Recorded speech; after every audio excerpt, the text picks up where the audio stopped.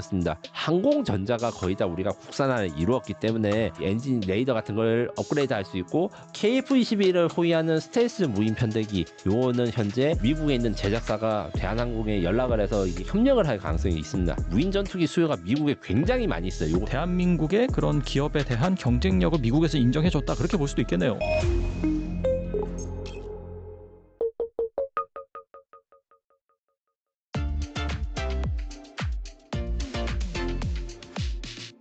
그리고 KF-21이 KC-330 공중급 유기와의 호환 시험에 성공하면서 작전 반경과 임무 지속 능력이 크게 확장될 것이다 라는 얘기가 있고, 특히 초음속 비행, 무장 분리 시험 등 주요 테스트를 이미 통과한 데 이어서 A사 레이더 등 국산 장비의 국산화율까지 65% 달성했다고 하더라고요.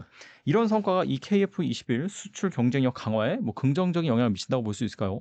기본적으로 이제 공중급유 이야기를 하자면 공중급유가 필요한 거는 비행기가 착륙했다가 이륙할 때까지 시간이 많이 걸립니다. 그래서 공중에서 급유를 하면 작전 시간이 늘어난과 동시에 작전 대기 시간이 크게 줄어들거든요. 그래서 공중급유가 단순히 멀리 가는 거 이상으로 장기간 대기하거나 아니면 장시간 작전할 때 최적화된 건데, 공중급 방식이 여러 가지가 있는데 이게 호스 방식, 프로브 방식 이렇게 있고 KF-21은 미국 공군의 기준에 따라서 프로브 방식을 하고 있습니다.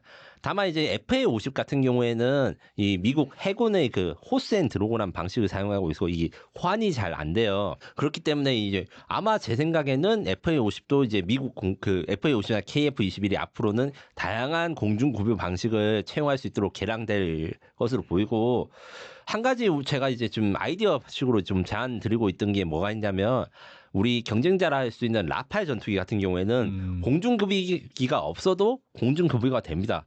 이게 무슨 말이냐고 하면 네네. 버디 투 버디라는 형식이 있어요. 공중급유기는 다들 한번 보셨겠지만 여객기거든요. 국제선 여객기라 할 수 있는 A330 우리나라 아니면 보잉 767 이런 걸 쓰는데 네. 여기 가격이 좀 비싸고 안 가지고 있는 나라가 꽤 많아요. 미국 해군에서 처음 발명된 방법이 뭐냐면 전투기끼리 연료를 주고받는 거예요. 그래서 KF-21이 연료 탱크를 장착한 다음에 다른 KF-21에 연료를 공급할 수 있는 기능이 지금 미국의 슈퍼오넥, 그 다음에 프랑스의 라파렌 이게 구현이 됐거든요.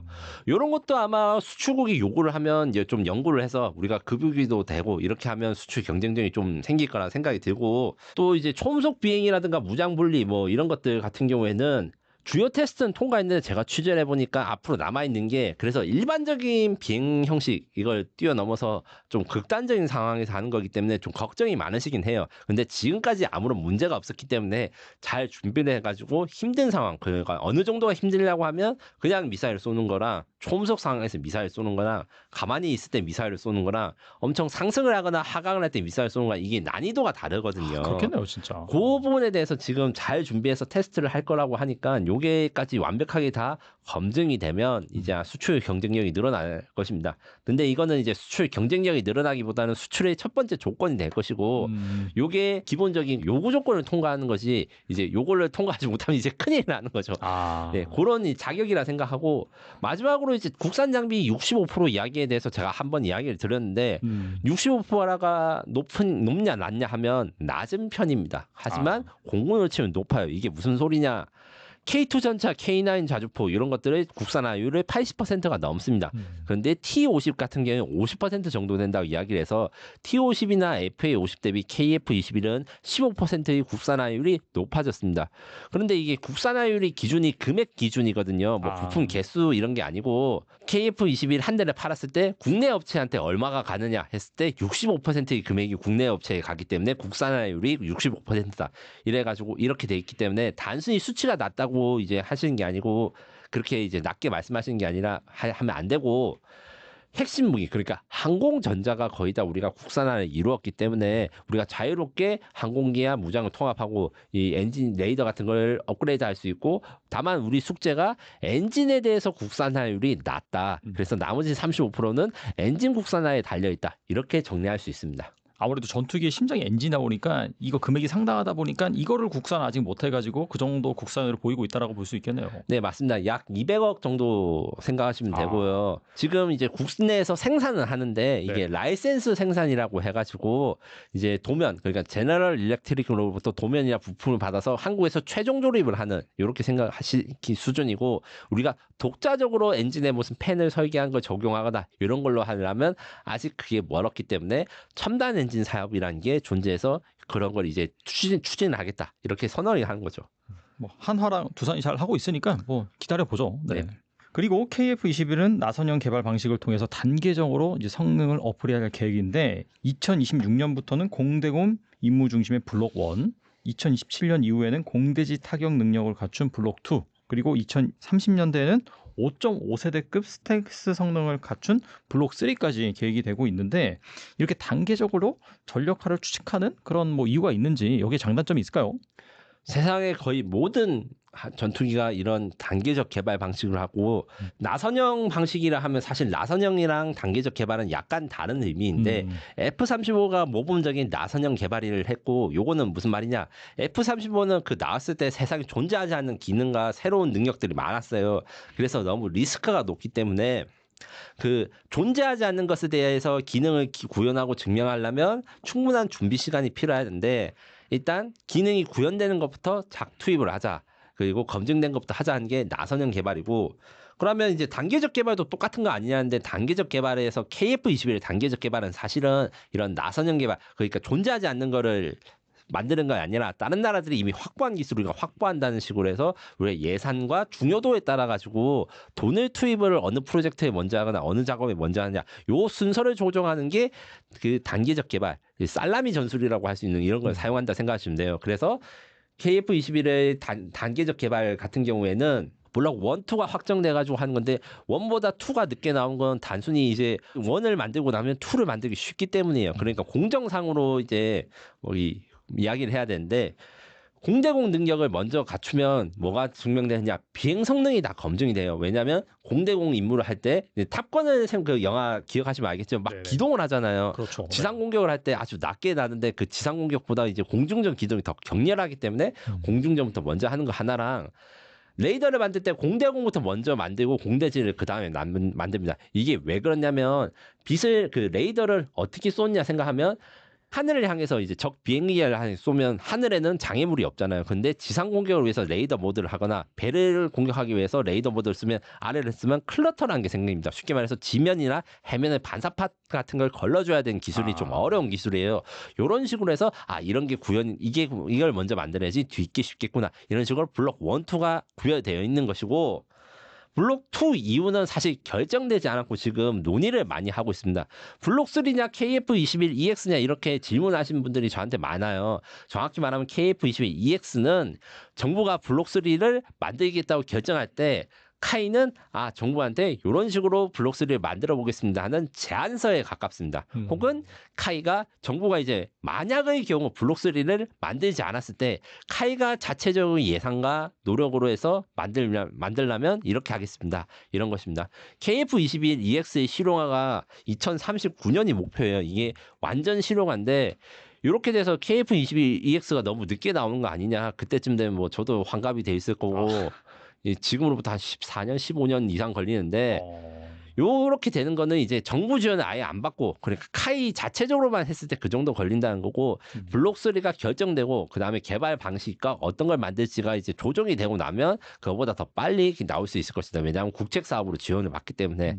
다만 요게 대해서 국책 사업을 할 때 KF-21EX라는 거는 이제 모든 것을 다 집어넣은, 사실 지금 생각할 수 있는 기능을 다 집어넣은 것에 가깝기 때문에 어떤 걸 먼저 넣고 어떤 건 빼고 이런 거에 대한 논의나 연구는 좀 필요하다, 이렇게 생각하시면 되고, 현재 거기에 대해서 저도 의견이 있고 여러 가지 제안을 두고 있는데, 만드시거나 생각하시는 분들이 많은 이제 노력을 하고 있기 때문에, 다 저희 그 부탁은 국산 플랫폼이기 때문에 우리가 남들이 갖추지 못하거나 우리만 필요한 것에 대해서 적용하기 쉬운데, 요게 대해서 좀 잘 생각을 해주시고, KF-21만 이렇게 단계적 개발을 한 게 아니라 F-35도 단계적 개발을 하는데, F-35는 단계적 개발을 하면 이게 문제가 있습니다. 무슨 문제가 있냐, 우리는 지금 현재 쓰고 있는 건 블록 3라고 해요. F35 블록 3. 근데 블록 4를 구매하려니까 가격이 20% 올라요. 아, 그다음 블록 4를 3를 4로 업그레이드 할 때 돈이 얼마나 하니까 몇 천억 원 달라고 해요.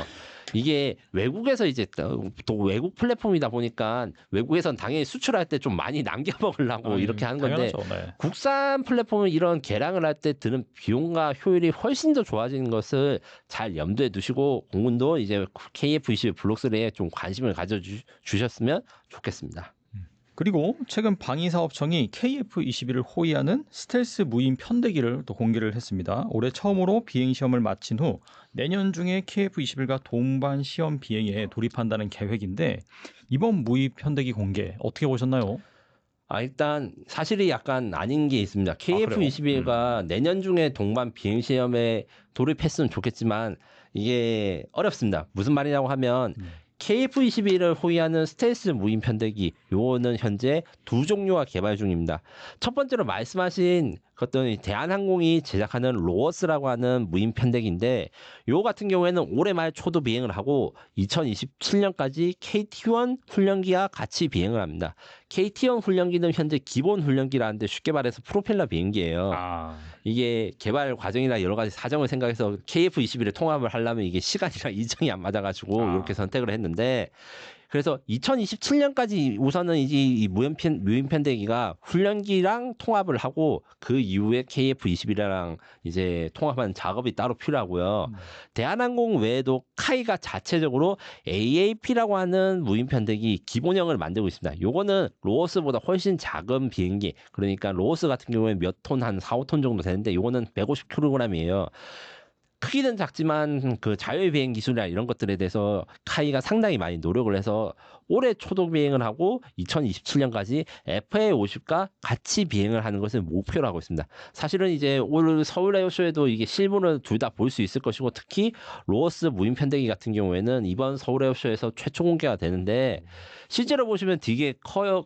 생각보다 크고 좀 놀라요. 왜냐하면 KF-21이나 F-15 같은 사람이 탄 비행기를 보시다가 무인 전투기를 보면 무인 전투기도 사람이 안 탔으니까 좀 작고 별로라고 생각하실 수 있는데 대한항공이 만든 중고도 무인기도 사실 KF-21보다 크기가 크고 그래요? 예, 로어스 요거 같은 경우에는 이 중고도 무인기보다는 작지만 상당히 볼륨이 있습니다.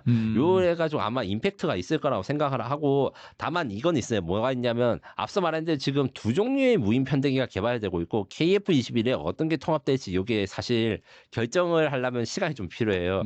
대한항공과 카이가 각각 자신들의 모델을 만들어서 결정을 하는데 제가 보기엔 요것도 이제 앞으로 뒤에 말씀드린 이제 첨단 엔진이나 이런 몇 번 말씀드렸던 사업들을 국책 사업으로 간다고 제가 말씀드렸는데 요것도 정부랑 공군이 이게 기종 선정을 어떻게 할 것인가 이런 걸 정해가지고 만들고 표준화된 무인 편대기 규칙 이런 걸 만들어야 되는데 요 같은 경우에는 지금 현재 좀 해외 협력이라든가 이런 것들과 이슈가 있습니다. 무슨 말이냐면 제가 이번에 사람들이 중요한 뉴스인데 놓친 게 하나 있습니다. 네. 대한항공의 그 로어스 무인 편대기는 제트 엔진을 가진 무인 전투기거든요. 그거랑 비슷한 거를 미국도 만들고 있는데 미국에 있는 제작사가 대한항공에 연락을 해서 이게 협력을 할 가능성이 있습니다. 이게 공개된 뉴스인데 사실은 이 중요한 게 사람들이 왜 주목을 안 하지 하는 게 있어요. 안두리라는 회사가 있어요. 팔머럭키라는 대표가 있는 어떻게 보면 팔란티어 요즘 잘 나가잖아요. 엄청 잘 나가죠. 최고죠. 팔란티어의 형제 회사라고 할 수 있습니다. 이 투자자가 같기 때문에 안드릴이 대한항공과 이제 MOU를 맺었어요. MOU를 맺은 게 뭐냐면 한국의 아스널 코리아라는 걸 만들고 이걸 대한항공과 합계하겠다. 여기에 대해서 정확하게 지금 어떤 것을 합계하겠다라고 이야기를 안 했는데 이 로어스랑 비슷한 정도의 그 무인 전투기 수요가 미국에 굉장히 많이 있어요. 이것을 CCA라고 합니다. 안드리 같은 경우에는 잘 나가긴 한데 공장이 많이 없어요. 생산 기지가 필요하고 그래서 잘 됐을 경우에는 대한항공과 협력해서 그래서 로어스가 우리 KF-21에 통합되는데 대한항공이 이제 미국에도 이 비슷한 비행기를 만드는 부품을 공급하거나 아니면 조립 공장으로 위치를 할 수 있는 거죠. 이렇게 되면 수요가 엄청나게 많아지겠죠. 이런 것들처럼 여러 가지 좋은 소식들이 많이 이야기가 되는데 한 가지 어려움이 있어요. 인공지능 만드는 게 너무 어렵다고 합니다. 인공지능이요? 예, 이런 걸 만들 때 필수적인 게 이제 AI 들어가는 거라서 지금 국내 기술로 열심히 만들고 있긴 한데 이제 해외 국제 협력도 아무래도 난이도가 높다 보니까 이런 이야기가 나오고 있고 요게 대해서 우리가 남들보다 먼저 만들 수 있으면 그 소버린 AI 요새 이야기를 하고 다른 산업 분야에서 많이 이야기를 하는데 국방 분야에서도 큰 발전이 예상됩니다. 근데 이게 대한항공에 그 MOU를 맺고 또 제작이라든지 뭐 그런 부분을 요청했다는 것 자체가 확실히 이 대한민국의 그런 기업에 대한 경쟁력을 미국에서 인정해줬다 그렇게 볼 수도 있겠네요. 네, 그리고 실제로 요런 급의 비행기를 만들어서 비행을 실제로 해본 게 튀르키예, 미국 정도밖에 없기 때문에 유럽도 한번 시험기만 하고 말았어요. 그렇기 때문에 한국이 다른 건 좀 뭐 그 뒤처지더라도 지금 열심히 이 무인기에 대해서 투자를 하고 특히 CCA라는 이 사업 관련해 가지고 많이 연구를 하면 한국이 얻을 수 있는 산업 분야, 그다음에 방위 사업의 발전 분야가 굉장히 클 것이라 생각합니다.